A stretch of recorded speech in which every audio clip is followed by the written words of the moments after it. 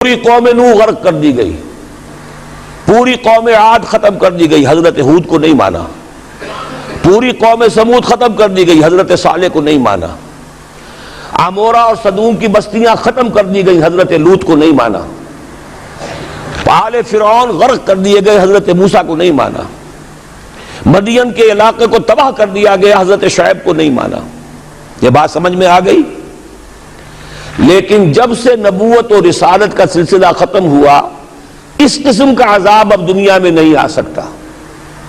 وَمَا كُنَّا مُعَذِّبِينَ حَتَّى نَبْعَثَ رَسُولًا، ایسا عذاب ہم نہیں بھیجتے رہے جب تک کہ رسول کو نہ بھیج دیں.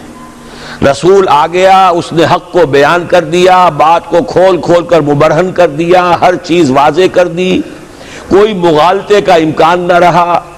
جاء الحق وزهق الباطل، ہر شے جو ہے دودھ کا دودھ پانی کا پانی جدا ہو گیا. اب بھی جس نے نہیں مانا تو معلوم ہوا اس میں کوئی خیر نہیں ہے، اب خیر کا فقدان ہے. تو اس قوم کو جیسے کہ آپ باغ کے اندر جھاڑو دے کر جب بھی کوئی آندھی چلے تو پتے گرے ہوئے ہوتے ہیں، ان پتوں کو ایک جگہ جمع کر کے اصلاحی دکھا دیتے ہیں تاکہ یہ پتے جو ہیں یہاں پر بدزیبی کا ذریعہ نہ بنے. تو پوری قوم ہلاک، کالم یغنوا فیہا، ایسے ہو گئے جیسے تھے ہی نہیں. یہ عذاب اب نہیں آئے گا، اس لیے کہ آخری نبی آخری رسول محمد الرسول اللہ صلی اللہ علیہ وسلم. اب آج جو عذاب آتا ہے، دیکھیے کافروں کے لیے عذاب اصل میں آخرت میں ہے. دار العذاب دار الجزا وہ تو آخرت ہے، یہ تو دار الامتحان ہے. اب جو عذاب آتا ہے وہ اس قوم پر جو ہو تو حامل کتاب الہی، شریعت خداوندی کی کسٹوڈین، اللہ کے رسول کی نام لیوا، اس کے ساتھ عشق کا دعویٰ کرنے والی، عمل اس کے برعکس ہو. حالانکہ اللہ نے اگر اسے وہ مقام دیا، اللہ نے اس کی طرف رسول بھیجا اور اسے رسول کے امتی بننے کا شرف عطا کیا، اسے اپنا کلام دیا، کتاب دی، اسے اپنی شریعت دی، تو کس لیے دی؟ تاکہ اس پر خود بھی عمل کریں، اسے دوسروں تک بھی پہنچائیں. وہ گویا کہ اس روئے ارضی پر وہ امت، وہ قوم اللہ کی نمائندہ قوم ہوتی ہے، ریپرزنٹیٹو ہوتی ہے. اے انسانوں، ہمارے پاس ہے تمہارے خالق اور مالک اور پروردگار کا قانون، ہمارے پاس ہے اس کی ہدایت، ہمارے پاس ہے اس کی کتاب، ہمارے پاس ہے اس کے رسول کا اسوہ. آؤ ہماری طرف، ہمیں جانچو، ہمیں پرکھو، ہمیں دیکھو، ہم واقعتاً اسی کتاب کے مطابق چل رہے ہیں نا. دیکھ لو ہم جو کہتے ہیں وہی کرتے ہیں نا. وہی بات تو نہیں ہے کہ لما تقولون ما لا تفعلون، کبر مقتا عند اللہ ان تقولوا ما لا تفعلون. آؤ دیکھو ہم نے اس کتاب کے مطابق، اللہ کی ہدایت کے مطابق کیسا اچھا معاشرہ بنایا ہے، کیسا انصاف ہے، کیسا امن ہے، کیسا بھائی چارہ ہے، کیسی اخوت ہے. آؤ دیکھو ہمارے ہاں تقسیم دولت کا نظام کتنا صحیح ہے. ایسا نہیں ہے کہ کوئی جو ہے اسے دولت کی بدہضمی ہو رہی ہو اور کوئی وہ ہے کہ جو بھوکا مر رہا ہو، ایسا نہیں ہے. دیکھو ہمارے ہاں انسانی شرافت، انسانی عزت، انسانی پریسٹیج اور انسان کی حقوق بہتر سے بہتر شکل میں موجود ہیں. حریت ہے، آزادی اظہار رائے ہے، سب کچھ ہے. یہ کام اگر وہ امت کرے تو اس سے زیادہ خوش نصیب کوئی نہیں. پھر دنیا میں اس کو غلبہ ہوگا، دنیا کی خلافت اس کو دی جائے گی، دنیا کی امامت اس کو دی جائے گی، دنیا کی قیادت اس کو دی جائے گی. جیسے کبھی اقبال نے کہا تھا کہ سبق پھر پڑھ شجاعت کا، عدالت کا، صداقت کا، لیا جائے گا تجھ سے کام دنیا کی امامت کا. لیکن پھر وہی سبق پڑھنا پڑے گا جو صحابہ کرام نے پڑھا تھا. جب صحابہ کرام نے وہ سبق پڑھا تھا تو دنیا کی امامت اللہ نے ان کو عطا کی تھی کہ نہیں کی تھی؟ اگر تو اس کے مطابق عمل ہے تو ان سے زیادہ اللہ کو محبوب کوئی نہیں. اور اگر طرز عمل برعکس ہو جائے، کہے کچھ اور کرے کچھ اور، کہیں یہ کہ قرآن پر ہمارا ایمان ہے اور اس کے قانون کو نافذ نہ کرے، کہیں یہ کہ ہماری تو محبوب ترین شخصیت محمد ہیں اور ان کی سنت کے اوپر عمل نہ کریں صلی اللہ علیہ وسلم.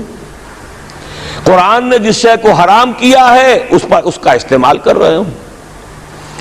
اگر طرز عمل یہ ہو اور یہ طرز عمل اس حد کو پہنچ جائے کہ دنیا تانے دے یہ مسلمان، کہاں اسلام دنیا میں ہمیں دکھاؤ، کہاں اسلام؟ یہ مسلمان کیا اسلام پر کاربند ہے؟ جارج برنارڈ شاہ نے کہا تھا کہ میں جب قرآن پڑھتا ہوں تو محسوس کرتا ہوں اس سے بہتر کتاب کوئی ممکن نہیں، لیکن جب مسلمانوں کو دیکھتا ہوں تو محسوس کرتا ہوں ان سے زیادہ ذلیل قوم دنیا میں کوئی نہیں۔ یہ کنٹراسٹ ہے جو ہم اپنے وجود سے پیش کر رہے ہیں۔ کیا اس کی وجہ سے لوگ اسلام کی طرف راغب ہوں گے یا اسلام سے متنفر ہوں گے؟ کیا ہمارا منہ ہوتا ہے ہم باہر جاتے ہیں؟ اسی لیے ہم تو تبلیغ، میں تو کم سے کم وہاں جا کر جو مسلمان کھوئی ہوئی بھیڑیں ہیں امت محمد صلی اللہ علیہ وسلم کی، انہی کو ریکلیم کرنے کی کوشش کرتا ہوں، جیسے کہ حضرت مسیح نے کہا تھا میں تو بنی اسرائیل کے گھرانے کی کھوئی ہوئی بھیڑوں کی تلاش میں آیا ہوں۔ میرا منہ نہیں ہے کہ میں وہاں کسی امریکن سے بات کروں، وہ یہ کہے گا تم اپنا گھر تو سنوارو، فزیشن ہیل تھائی سیلف۔ تم ایک چھوٹا سا ملک نہیں چلا سکتے، تم نے اس کا بیڑا غرق کر کے رکھ دیا ہے، تم نے اسے کورٹ آف وارڈ بنوا دیا ہے آئی ایم ایف کا۔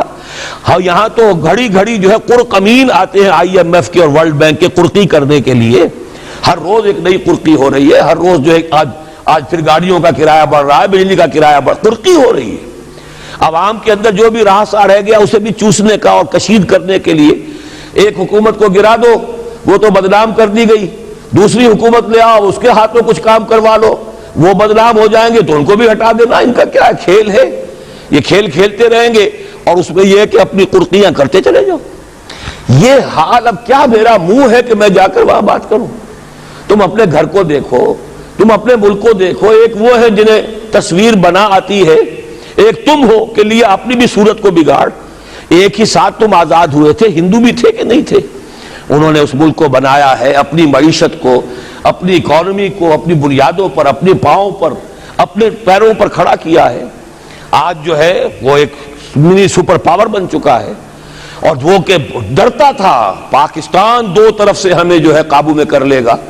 پہلے تقریباً 20 برس جو ہیں ہندوستان کے، بھارت کے کانپتے ہوئے گزرے ہیں پاکستان سے، اب 30 برس سے جو صورتحال ہے وہ آپ کو معلوم ہے۔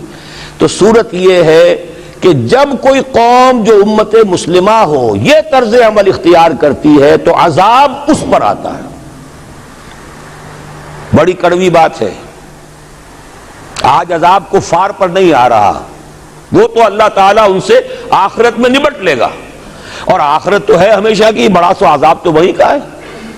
وَلَعَذَابُ الْآخِرَةِ أَكْبَرُ لَوْ كَانُوا يَعْلَمُونَ۔ دنیا میں کفار پر عذاب آتا تھا جب کوئی رسول بھیج دیا جائے، اب رسول آئے گا نہیں، لیکن اب دنیا میں جو عذاب آتا ہے وہ مسلمان امت